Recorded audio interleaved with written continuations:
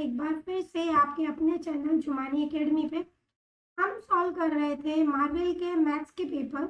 बराबर, अभी तक हम 2 पेपर कर चुके हैं। अब हम शुरू करेंगे क्वेश्चन पेपर 3 से। तो बिना किसी रुकावट के हम स्टार्ट करते हैं, तो आप बने रहिएगा अंत तक।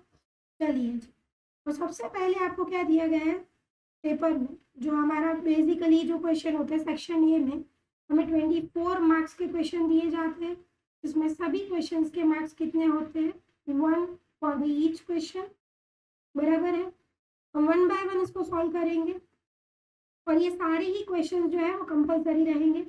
अच्छा, फर्स्ट क्वेश्चन आपको क्या दिया गया है, the pair of linear equation has a1 divide by a2 is equal to b1 by b2 is equal to c1 by c2। हमें पता है जैसे कि ये pair of linear equation in two variable का क्वेश्चन दिया गया है, उसमें क्या होता था a1 अपॉन a2 अगर इक्वल होते हैं b1 बाय b2 के, और ये तीनों ही अगर इक्वल होते हैं तो हमें पता था कौन सी लाइन बनती है ग्राफिकल रिप्रेजेंटेशन में, कोइंसिडेंट लाइन। कोइंसिडेंट लाइन मतलब पता है क्या है, एक लाइन के ऊपर ही मतलब एग्जिट ऊपर उसके ही दूसरी लाइन बनती है।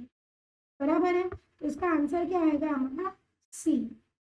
चलिए नेक्स्ट आगे बढ़ते हैं। Mathematician dash derive a formula now known as quadratic formula to solve the quadratic equation। ये कौन सी फॉर्मूला की बात चल रही है, क्वाड्रेटिक इक्वेशन को सॉल्व करने के लिए। हमें पता है कि क्वाड्रेटिक एक तो हम फैक्टराइजेशन से करते हैं, फिर डिस्क्रिमिनेंट की हम फॉर्मूला यूज करते हैं, तो वो एक्चुअल में किसने दी थी, श्रीधराचार्य ने। तो आपका आंसर क्या आएगा ए, श्रीधराचार्य। और any AP a10 is equal to what, हमें पता है अगर a10 में लेती हूँ हमारी फॉर्मूला क्या बनेगी, a प्लस हमें n की सिर्फ वैल्यू दी हुई है, ना ही हमारे पास a की वैल्यू है ना ही हमारे पास b है। तो मैं क्या करूँगी, n की जगह पे 10 रख दूंगी, n माइनस 1 इंटू डी। तो ये क्या हो जाएगा a plus 10 minus 1 that is 9d। तो आप देखिए a10 इज इक्वल टू क्या हो जाएगा हमारे लिए a प्लस 9d। तो दिया गया है, देखिए तो हमारा आंसर आएगा सी। समझ में आ रही है, तो हमारा आंसर क्या आएगा a प्लस 9d। अब आपको क्या दिया गया, the distance of the point A B from the origin is. अब यहाँ देखिए समझिए, आपके पास है ना फ्रॉम द ओरिजिन बोला है। अब यहाँ देखिए सपोज फॉर एग्जाम्पल यहाँ पे एक पॉइंट ए है, ये बी है, और ये बी है ना ओरिजिन पे, मतलब 0 0 पे है।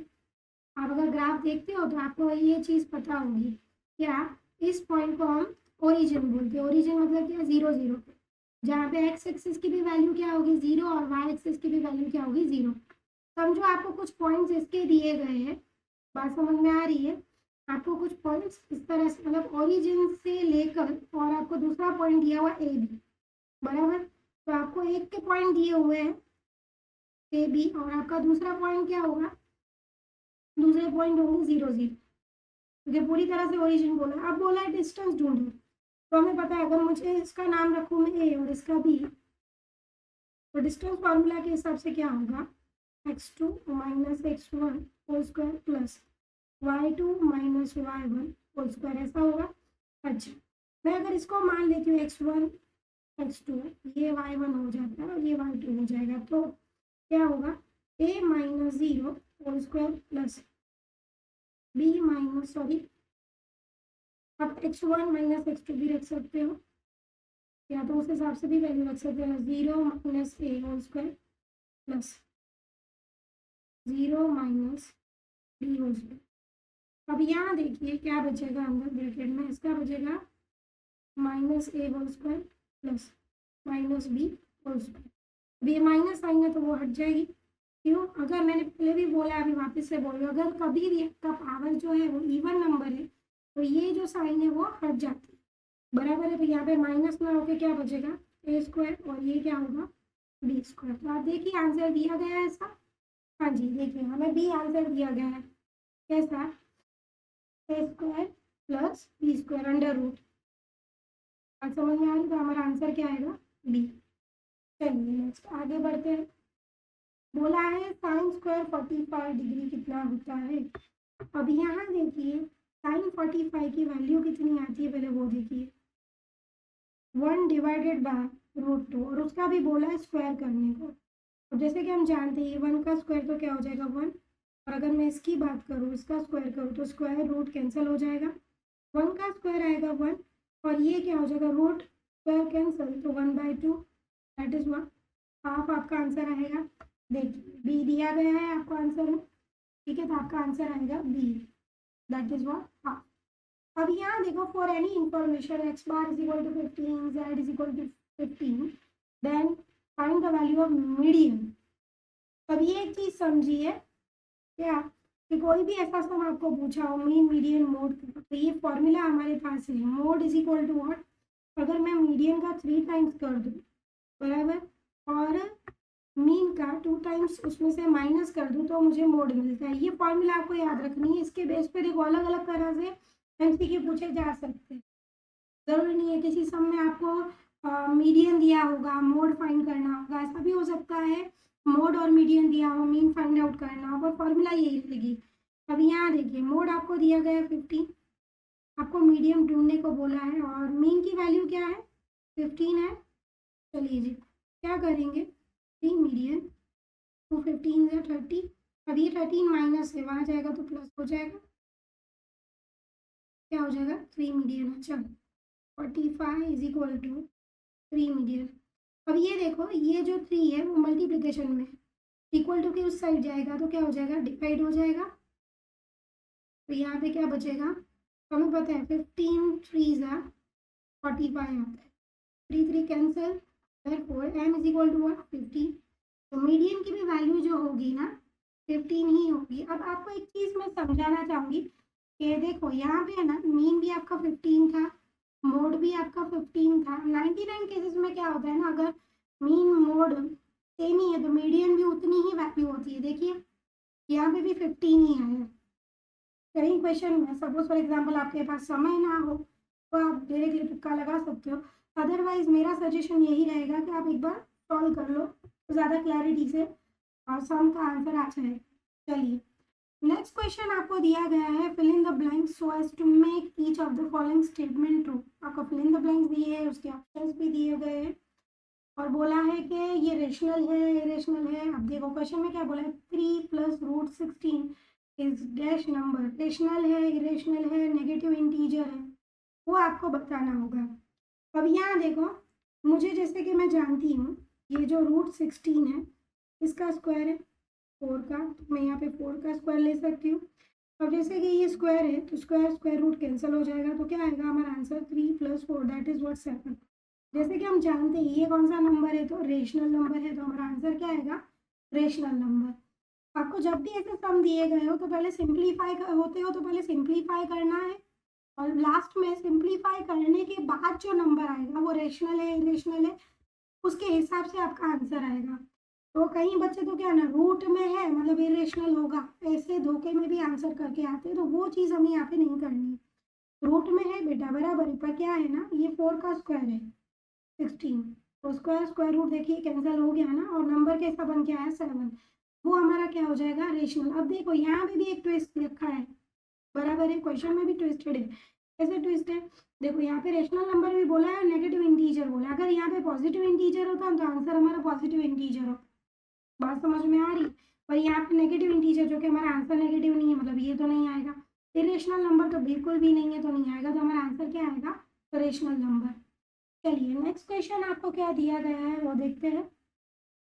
Quadratic polynomial ax² plus bx plus c is equal to 0 and a is not is equal to 0 has the zeros alpha and beta, then alpha into beta।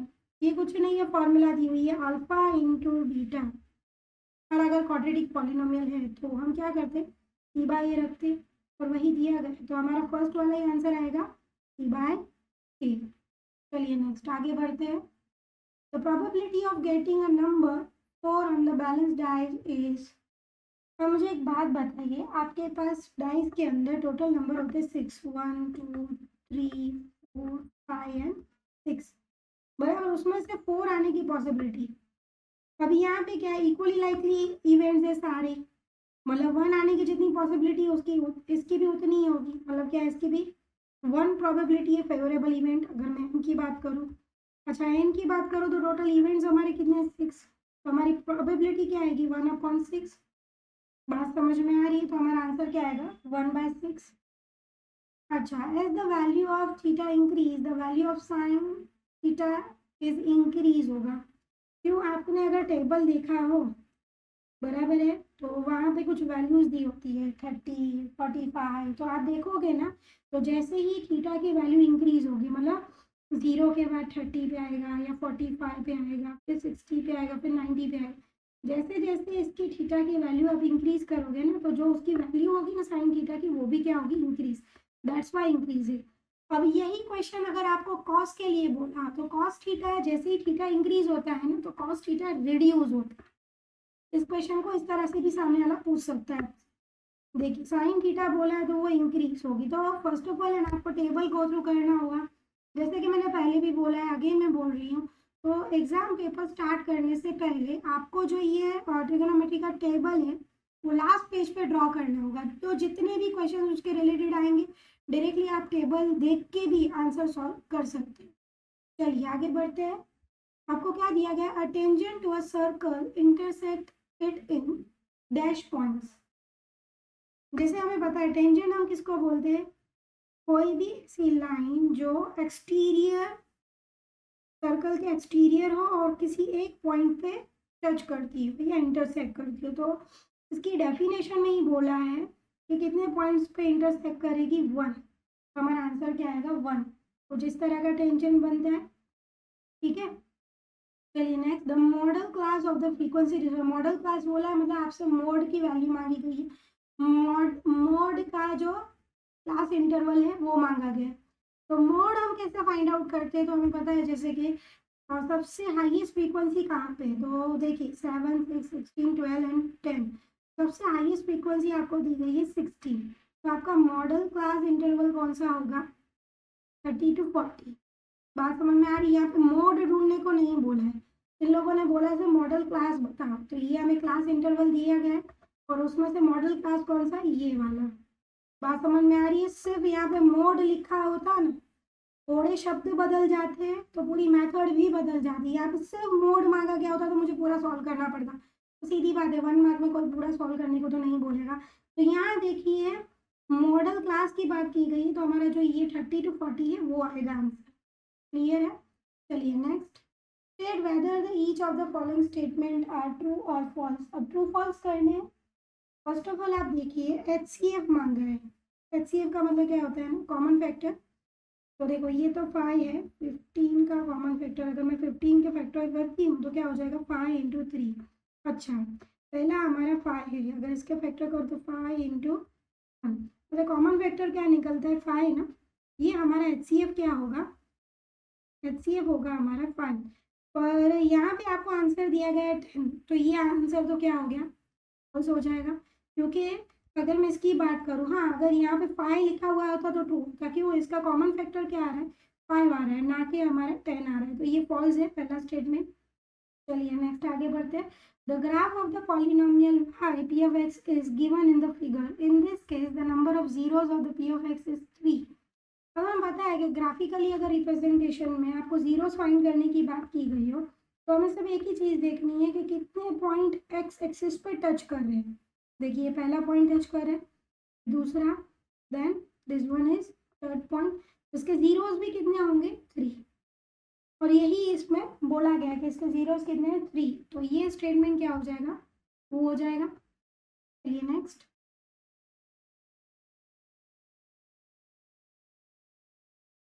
for the pair of linear equation a1 divided by a2 is not equal to b1 by b2 shows the equations are consistent। हाँ ये right है।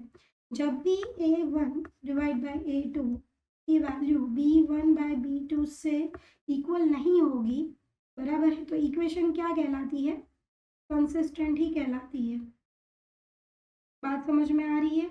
और इसके लिए आपको है पूरा pair of linear equation के चैप्टर में एक टेबल ही दिया गया है।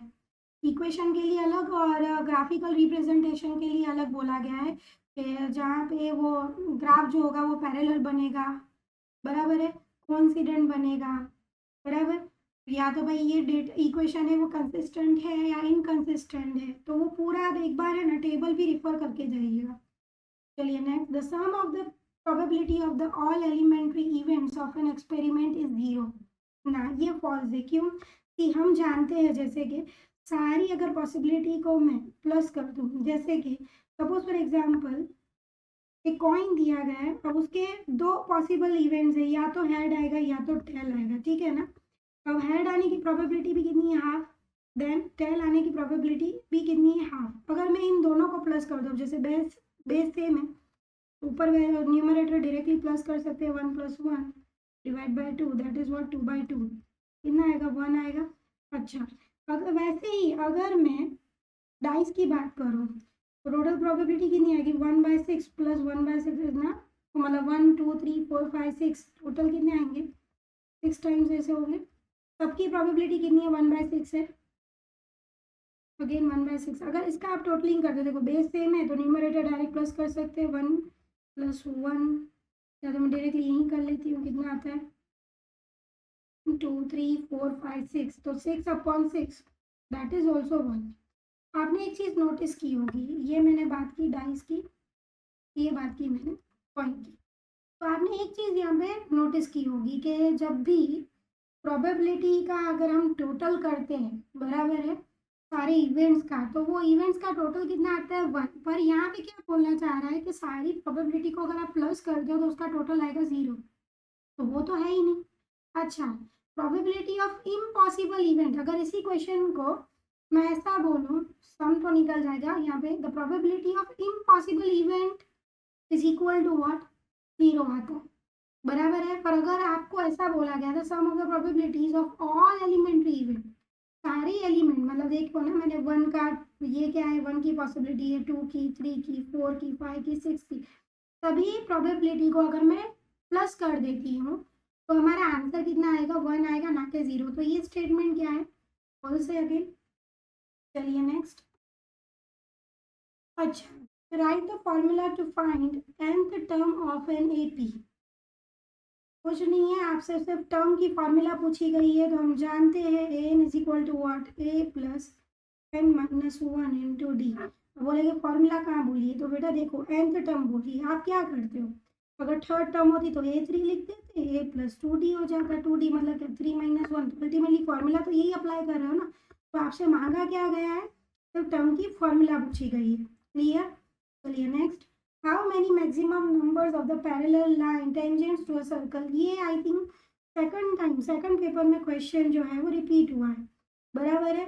देखिए एक सर्कल है तो कितने टेंजेंट ऐसे होंगे जो पैरेलल होंगे, तो देखो एक पैर यहाँ होगी, एक पैर यहाँ होगी, ऐसे कितने होंगे? Maximum number of the parallel tangent कितने होंगे? तो 2। कितने होंगे? 2।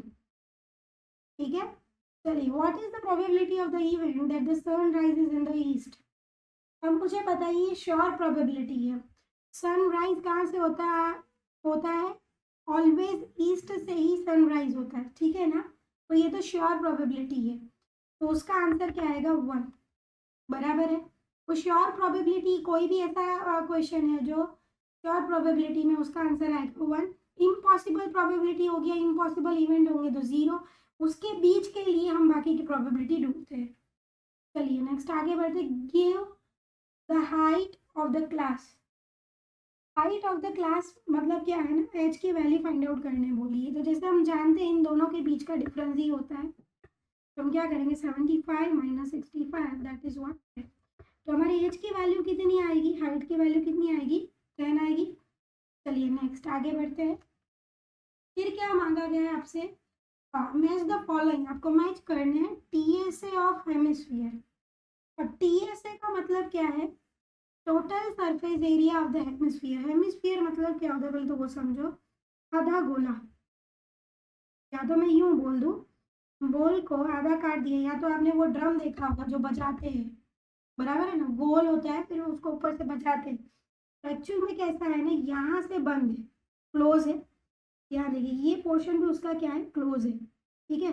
और ऊपर का भाग, हमें पता है टोटल हेमिस्फीयर जो हमारा होता है उसकी सॉरी स्फीयर की फॉर्मूला क्या होती है? तो 4πr² होता है। किसकी? अगर पूरा गोला दिया है, मतलब पूरा ही बॉल दिया है ना, उसकी प्रोबेबिलिटी कितनी होगी? सॉरी प्रोबेबिलिटी नहीं, एरिया कितना होगा? 4πr² होगा।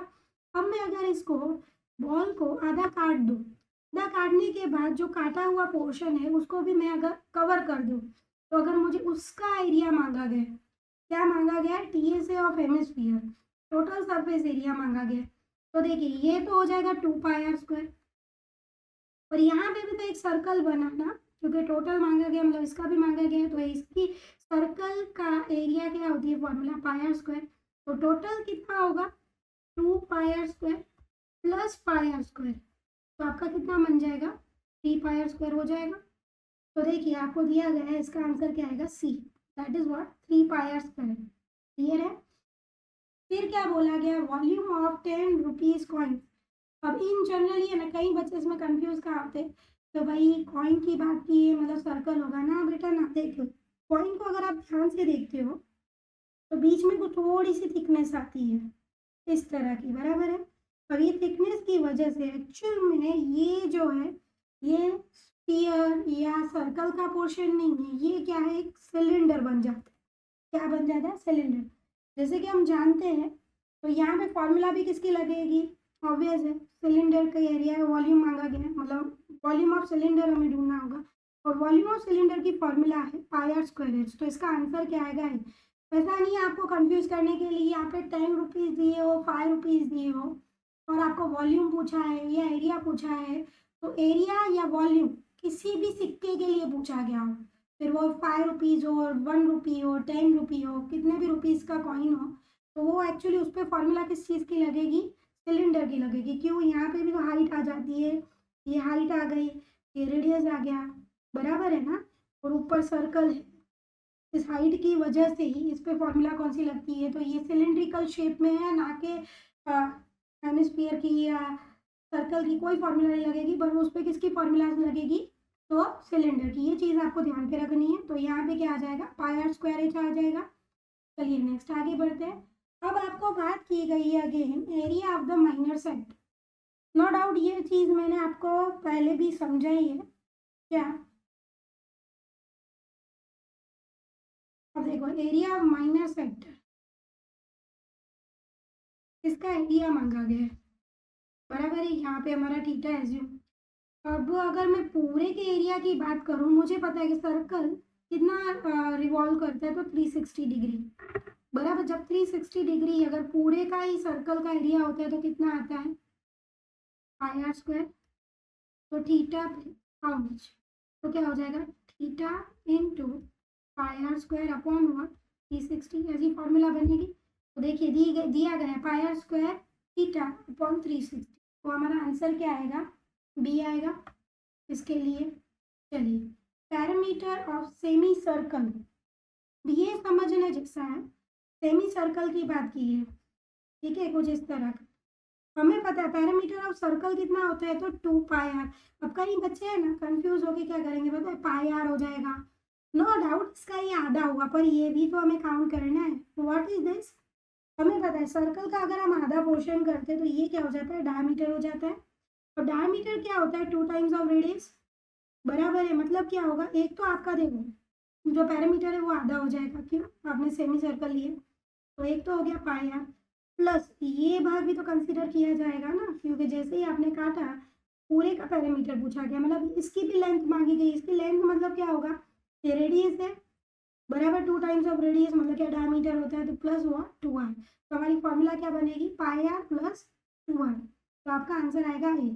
अब देखो इसको एक दूसरे तरीके से भी लिख सकते हैं, r into what pi plus 2, कुछ नहीं किया है मैंने, सिर्फ r को कॉमन निकाल दिया।